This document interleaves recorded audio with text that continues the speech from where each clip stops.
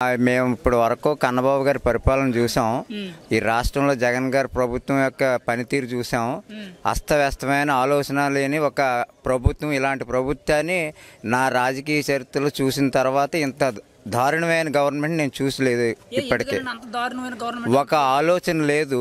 ఉన్న రాష్ట్రంలో ఉండే ప్రజల యొక్క సైట్లని బ్యాంకుల్లో నీటిని తాకట్లు పెట్టి ఆ డబ్బులు తీసుకొచ్చి ప్రజలకు వేయటం తప్ప అతను ఒక సంపదను సృష్టించడం కానీ ఒక వ్యవస్థని గాడిలో పెట్టి ప్రజలకు మౌలిక సదుపాయాలు కల్పించే విధానం కానీ ఎటువంటి ఆలోచన లేదు ఆయనకి. ఉన్న వాసవి ఆన్లైన్ సర్వీసెస్ మా వద్ద పాస్పోర్ట్ వీసా సర్వీసెస్ కలవు. వీసాలో 99% అప్రూవల్ సక్సెస్ రేట్ ఉంది. Please contact 8019482544. సంపదని విధ్వంసం చేసి వెళ్ళాడే తప్ప అతను ఎటువంటి పరిస్థితుల్లోనూ అతను ప్రజల యొక్క మౌలిక వసతులను ఏనాడు పట్టించుకోలేదు ఈ ప్రభుత్వం. ఇప్పుడు ఆయనకి ఎటువంటి ఆలోచన లేదంటారు కదా, మరి ఆయనకు 200 మంది సలహాదారులు ఉన్నారని చెప్తున్నారు. అతనికి ఆలోచన లేనివాడు కాబట్టి 200 మంది సలహాదారులను పెట్టుకున్నాడు. అతనికి ఆలోచన ఉంటే సలహాదారుడు ఎందుకు?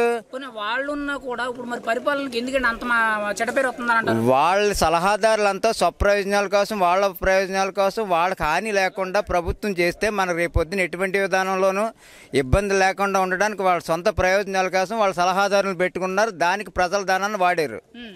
అంటే ప్రజాధనాన్ని అంతా దుర్వినియోగం చేశారు. అది ఇప్పుడు అభివృద్ధి పరంగా చూసుకుంటే ఎలా ఉందండి స్టేట్ కానీ కాకినాడ రూరల్? నేను ఈ రాష్ట్రంలో ఈ ప్రభుత్వం వచ్చిన తర్వాత చూసిన అభివృద్ధి శూన్యం. ఒక రోడ్లు కానీ ఏమి కానీ లేవు. కేవలం గతంలో వచ్చిన ఈ ప్రజల యొక్క ఈ పెన్షన్స్ కానీ ఇవి కానీ పేర్లు మార్చి ఇచ్చుకున్నారే తప్ప అవి గతంలోనే జరిగాయి, ఇప్పుడు జరుగుతున్నాయి తప్ప ప్రత్యేకించింది ఏమి లేదు. వాళ్ళు ఇచ్చింది మరి వైసీపీ నాయకులు రోడ్ల మీదకి వచ్చి మాకన్నా గొప్ప పరిపాలన ఎవరూ చేయలేదు, అది గతంలో చంద్రబాబు నాయుడు కూడా ఏం చేశాడని చెప్పి వ్యతిరేకించి మాట్లాడుతున్నారు. అది ప్రజలు చెప్పాలి. అది ప్రజలు చెప్పాలి. రేపు చెప్తారు ప్రజలు. వాళ్ళు చెప్పుకోవడం కాదు కదా. 13వ తారీఖున వాళ్ళు గట్టిగా వాళ్ళు చెప్తారు. ఓకే, దాని విషయంలో 100% మరి గత 5 ఏళ్ల పరిపాలన కన్నబాబు గారు వైసీపీ నుంచి ఎమ్మెల్యేగా ఉన్నారు. అంతకుముందు వైసీపీ, కానీ ఏంటంటే తెలుగుదేశం గవర్నమెంట్ లో ఉన్నారు. అప్పుడు ఏం జరగకపోయినా సరే 5 ఏళ్ళు ఏమైనా జరిగింది అనుకున్నారు కాకినాడ రూరల్? మా రూరల్ మండలంలో ప్రత్యేకించి రూరల్ మండలం వరకు ఎందుకు మా వలసపాకల గ్రామంలోనే ఆయన ప్రభుత్వం నుంచి దమ్మిడి క్యాష్ తీసుకొచ్చి ప్రభుత్వ పరంగా ఎటువంటి డెవలప్మెంట్ చేయలేదు. మా గ్రామంలో జిఎఫ్సిఎల్ వాళ్ళు కోరమండల వాళ్ళు ఇచ్చిన సిఎస్ఆర్ నిధుల నుంచి తీసుకొచ్చిన డబ్బులు మండపాలని రోడ్డు మీద రోడ్డు వేయటం వాళ్ళు ఇష్టం వచ్చినట్టు చేశారు తప్ప ప్రభుత్వ పరంగా ఎటువంటి సంస్థల నుంచి కూడా వాళ్ళు ఎటువంటి రూపాయి నిధి కూడా తీసుకొచ్చి మా గ్రామాన్ని పెట్టలేదు, చేయలేదు. అసలు ఇప్పుడు మీరైతే పంతం నానాజీ గారికి ఒక అవకాశం ఇస్తానంటున్నారు కదా, అసలు వ్యక్తిగతంగా ఎలా ఉంటుందండి ఆయన నడవడికి కానీ అభిప్రాయాలు కానీ గౌరవించే విధానం కానీ? వ్యక్తిగతంగా ఆయన సౌమ్యుడు, గొడవలు పడే మనిషి కాదు. ఇన్నిసార్లు చూసాం ప్రభుత్వాలని. ఇప్పుడు ఈ యొక్క కూటమి ప్రభుత్వం వస్తుందని అది ఆలోచనతో మేము అందరం కూడా కన్నబాబు గారికి సపోర్ట్ చేయడానికి సిద్ధంగా ఉన్నాము. నానాజీ గారి మేము సపోర్ట్ చేయడానికి సిద్ధంగా ఉన్నాం. పక్కన కూర్చోబెట్టడానికి సిద్ధంగా ఉన్నారు మా రూరల్ ప్రజలు.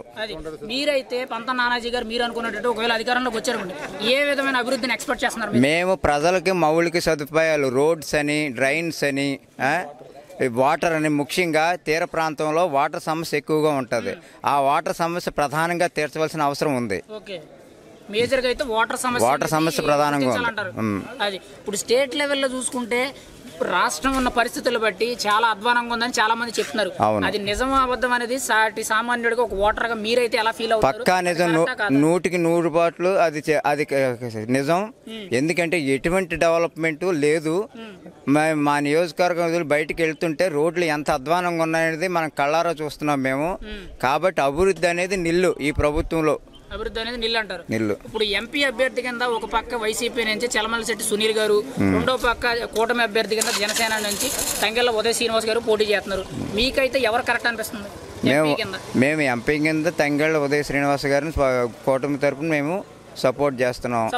గతంలో పార్టీలు రోజుకో పార్టీ మారిన వ్యక్తిని మేము దృష్టి పెట్టుకోదలుచుకోలేదు. ఎవరండి గతంలో పార్టీ మారిన వ్యక్తి? సల్మలశెట్టి సునీల్ గారు గతంలో ఇప్పుడు ఎన్ని పార్టీలు మారారు? 2 పార్టీలు మారాడు. మరి ఈ ఎలక్షన్ టైంలోనే వస్తున్నారా లేకపోతే మధ్య మధ్యలో మీకు ప్రజలకి? ఎలక్షన్ టైంలోనే ఆయన కనబడుతున్నాడు. రేపు పొద్దున్న కూటమి ప్రభుత్వం వచ్చిన తర్వాత కూడా ఆయన అక్కడ ఆ వైసీపీలో ఉంటాడు అనేది మాకు నమ్మకం లేదు. మళ్ళీ ఆయనకి మామూలు బట్టలు తీసుకున్నట్టే ఆయనకి మాసిన బట్ట తీసి మళ్ళీ మా కొత్త బట్టలు వేసుకున్నట్టే ఆయనకి అంత ఈజీగా మారుతారు. ఆయన నిలకడలేని వ్యక్తి. అది మరి తంగెళ్ళ ఉదయ శ్రీనివాస్ గారికి అవకాశం ఇస్తానంటారు. ఆయన కొత్త మనిషి కదా, ఎటువంటి అనుభవం లేదు, ఎలా ఇద్దాం అనుకుంటారు మీరు?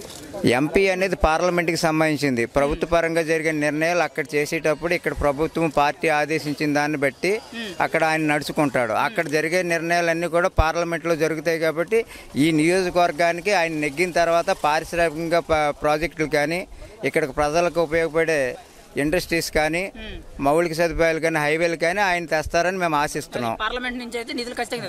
ఇప్పుడు మీరు అనేటట్టే ఉదయ శ్రీనివాస్ గారు ఎంపీ పార్లమెంట్ కింద లెగ్గారే అనుకోండి, అసలు ఆయనకి ఒక చట్టసభలో మాట్లాడే అంత కెపాసిటీ కానీ సబ్జెక్ట్ కానీ విధానాలు కానీ ఆయనకు అర్హత ఉంది. ఖచ్చితంగా ఆయన నిధులు సేకరించి మీ యొక్క నియోజకవర్గానికి మీ పార్లమెంట్ అభివృద్ధి నియోజకవర్గాలు కానీ తోడ్పడతారనుకుంటున్నారు మీరు? ఖచ్చితంగా. ఎందుకంటే అతను కూడా కొంచెం కొద్దిగా గొప్ప విజన్ ఉన్న వ్యక్తి. ఆయన సొంత వ్యాపారాలను ఆయన ఎంతవరకు డెవలప్ చేశాడు అనేది మేము చూసాం. ఎందుకంటే ఆయన ఐటీలోంచి ఇంజనీరింగ్ ఉన్న వ్యక్తి బయటకు వచ్చి స్వశక్తితో ఎదిగాడు. అలాగే ప్రజల్ని కూడా ఒక చక్కటి దృక్పథంతో జిల్లాని నియోజకవర్గాన్ని ప్రజల్ని కూడా ఆలోచన విధానంలో అభివృద్ధి చేయడానికి ఉపయోగపడతాడని మేము ఆశిస్తున్నాం. ఖచ్చితంగా ఉపయోగపడతారనుకుంటున్నారు. మీరైతే కాకినాడ రూరల్ నుంచి ఎమ్మెల్యే కింద ఎవరికి ఛాన్స్ ఇస్తారు ఫైనల్గా? మేము ఫైనల్గా నానాజీ గారికి ఇస్తాం. ఎంత మెజారిటీ ఇస్తారు? ఖచ్చితంగా ఆయన 20 నుంచి 25 ఓట్ల వేల మెజార్టీతో నెగ్గుతారని ఎంపీకి అయితే మేము 1,00,000 పైన అబౌట్ ఎక్స్పెక్ట్ చేస్తున్నాం. ఎంపీ గారికి అయితే 1,00,000 మెజారిటీ ఎక్స్పెక్ట్ చేస్తున్నారు. మరి ఆయన గుర్తేంటో తెలుసండి? రెండు పార్టీలు కామన్ గుర్తు గ్లాసు. ఖచ్చితంగా మీరైతే ఎవరికి ఫైనల్ గా 24లో మీ ఛాన్స్ ఎంపీ ఎమ్మెల్యే ఎవరండి?